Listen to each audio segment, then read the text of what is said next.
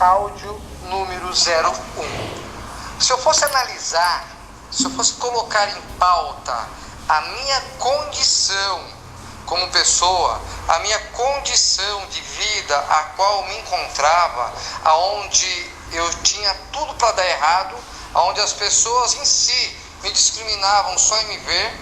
Por quê? Porque o meu trabalho tradicional acabou destruindo a minha estrutura física, a minha estrutura emocional e a minha estrutura psicológica. Se eu fosse levar em conta todos esses agravantes de ser um cara com arrimo de casa, com 2 irmãos deficientes mental para tomar de conta, com um pai de mais de 80 anos para tomar de conta, solteiro, se eu fosse para me analisar todos esses precalços que tinha no caminho, eu hoje não seria o 6º maior cheque da Profit. Olá, meu nome é Marcelo Gabriel, tenho 46 anos, nasci dia 4 de dezembro de 1971 em São Paulo, sou filho de uma família pobre, com um agravante na família do lado materno, onde todos os segundos filhos em diante nasciam com deficiência mental. E eu tive 2 irmãos deficientes mental que têm raciocínio de uma criança de menos de 1 ano.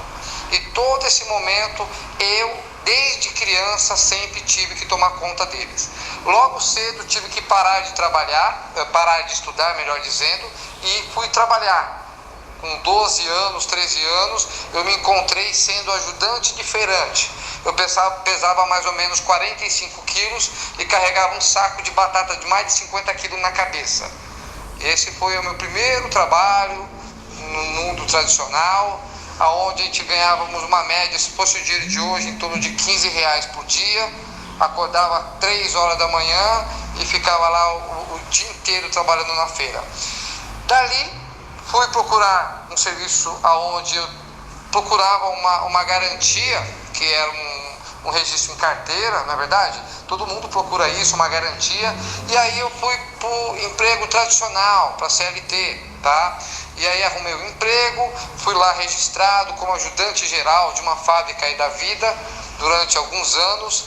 Para quê? Para poder ganhar lá aquele valor e poder sustentar a casa, pagar as dívidas da casa, porque teve um momento na minha vida que meu pai adoeceu e a minha mãe pegou câncer, contraiu câncer, né? Se manifestou o câncer nela. E aí a gente ficamos ali à mercê da sorte. E eu tinha que trabalhar para poder sustentá-los e sustentar os meus 2 irmãos. E ainda tomar conta deles, tá? E durante alguns anos nós ficamos aí trabalhando em uma empresa aqui, era mandado embora, trabalhava em outra, e aí vai.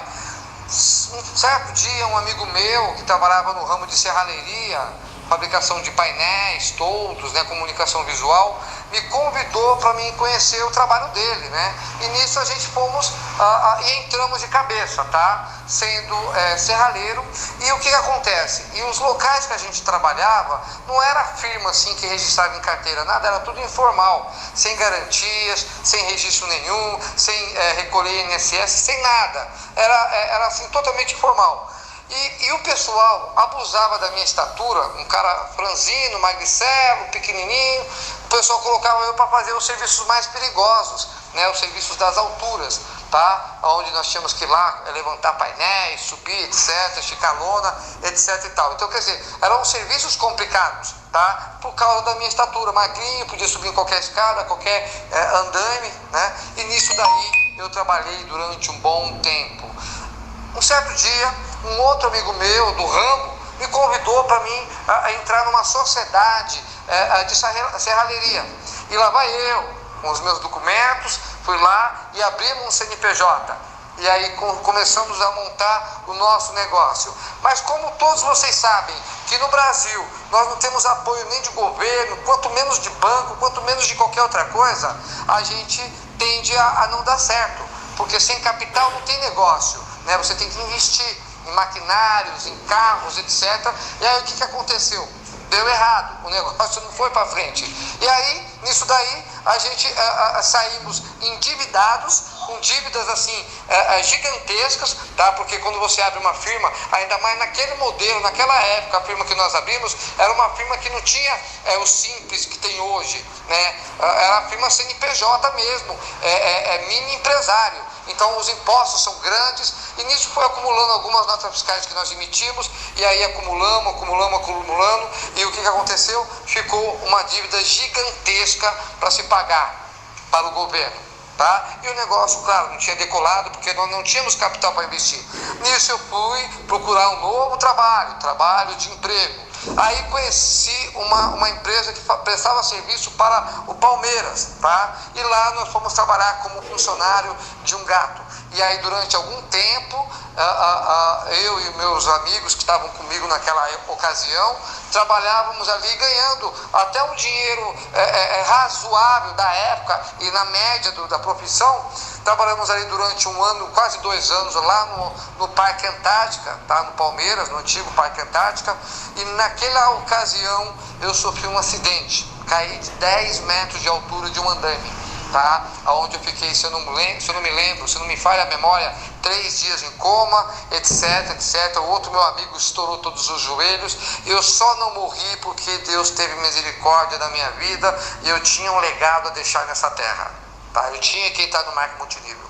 Naquele momento eu falei, pera, eu não aguento mais isso, eu tenho que mudar, sabe? Quando você analisa que você tem família para cuidar e você está em trabalhos de risco, você começa a analisar. Até então a minha mente estava focada em apenas pagar dívidas e comer, tá? Eu na realidade trabalhava apenas para pagar dívidas e comer. E naquele momento a minha mente abriu, falou, para, não é por aí. Não pode ser só isso, porque eu vejo tantas pessoas andando de carro 0 quilômetros, morando em casas maravilhosas, andando com as melhores roupas, os shoppings sempre lotados, e eu passando privação, trabalhando apenas para comer, andando com sapato furado. Teve uma ocasião durante uns 3 meses consecutivos, eu ia para o trabalho com o sapato furado. Quando chovia, o meu pé ficava totalmente ensopado.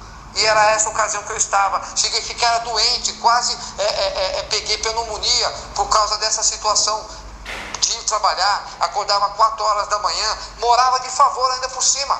Eu morei durante muitos anos de favor, na casa de parente, na casa de outro parente, porque quando a gente morava de aluguel, a gente atravava os aluguéis e os proprietários nos despejavam, mandavam a gente para a rua, porque não querem inquilinos que atrasam aluguel. Não era porque nós estávamos dando calote, e sim porque não tínhamos dinheiro para pagar. E durante algum tempo ficávamos morando a favor. E nessa ocasião eu estava morando de favor. E ali a gente começamos a analisar que, alguma coisa está errada. E nisso a gente começamos a buscar outros mecanismos de trabalho, outros meios de trabalho, aonde o meu próprio ramo me dava uma abertura maior. Bastava eu ter a mente aberta para isso, bastava eu decidir fazer aquilo, que é o ramo da comunicação visual, aonde eu comecei a me dedicar em fazer banners, em fazer panfletos, cartões de visita, área gráfica, adesivar carros.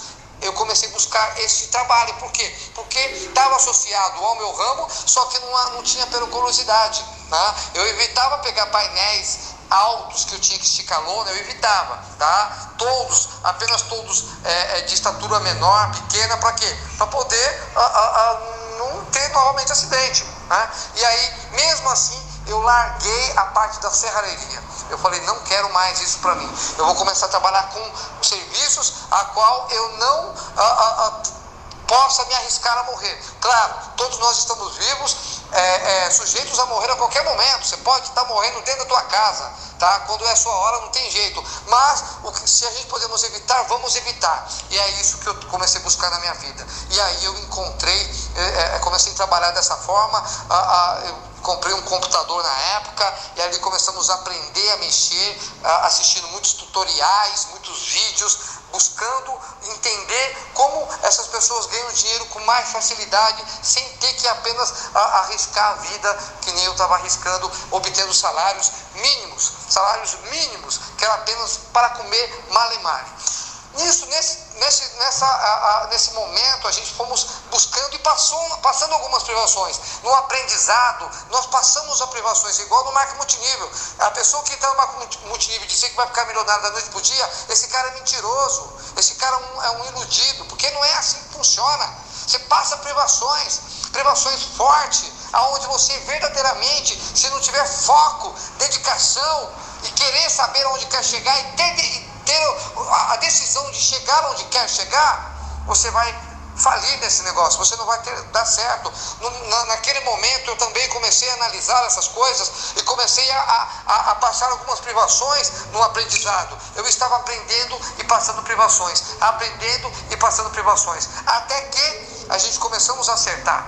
Mesmo assim, em alguns momentos eu tive que vender botijão de gás, que custa hoje 100 e poucos reais, por 20, 30 reais, para poder comprar 1 quilo de arroz, 1 quilo de feijão em casa. Tive que vender panelas. Numa ocasião, peguei todas as panelas da minha casa, deixei apenas 2. Uma para cozinhar feijão, uma para cozinhar o arroz e uma para cozinhar o leite. E as demais eu amassei tudo, vendi no ferro velho, para quê? Para colocar arroz e feijão e 1 litro de leite dentro da minha casa. Teve ocasiões que eu fiz isso, e não foi nenhuma nem duas, foi algumas ocasiões. Eu não me envergonho de ter passado por isso. Valeu para o meu aprendizado, era a minha história, faz parte da minha história. Graças a Deus, a gente conseguimos passar tudo isso vivo, graças a Deus.